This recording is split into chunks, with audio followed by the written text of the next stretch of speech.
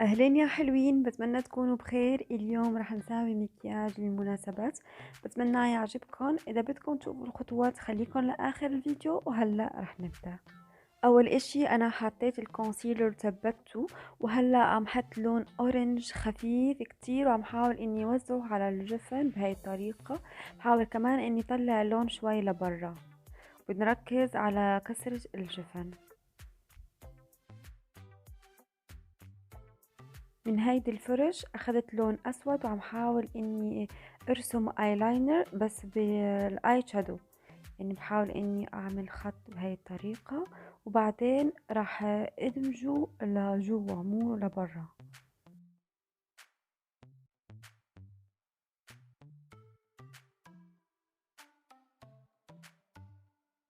وهلا اخذت لون بيج شمري وراح احطه على الجفن المتحرك بهاي الطريقة، وانا بحطه يعني بحطه بالفرش الفلات، وعم حاول كأنه عم ارسم نسكة كريس بهيدا اللون.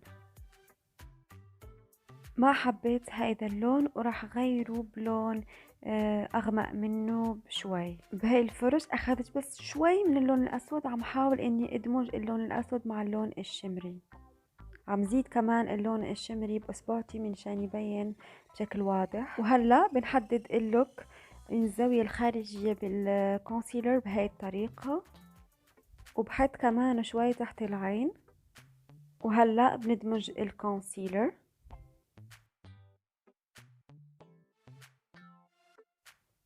حطيت الرموش وكمان ماسكارا، وهلا عم حط اللون الاسود تحت العين، بس على اخر العين بهاي الطريقة. عم حاول اني ادمج شوي اللون الاسود بهاي الطريقة. وهلا عم حط شوية هايلايت بزاوية العين، وكمان شوي تحت الحاجب. وهلا عم حط كحل من نفس اللون يلي حطيت فوق العين الشمر. وهيك بنكونوا خلصنا هيدا اللوك للمناسبات. خطوات كتير سهلة، بتمنى يعجبكم. اذا في عندكم اقتراحات تانية خلوها لي بالتعليق، رح خليكم المنتجات بصندوق الوصف. لا تنسوا تضغطوا على لايك وسبسكرايب وتفعلوا الجرس مشان يوصلكم كل جديد. عليه تشاو تشاو، بيجو، بحبكن.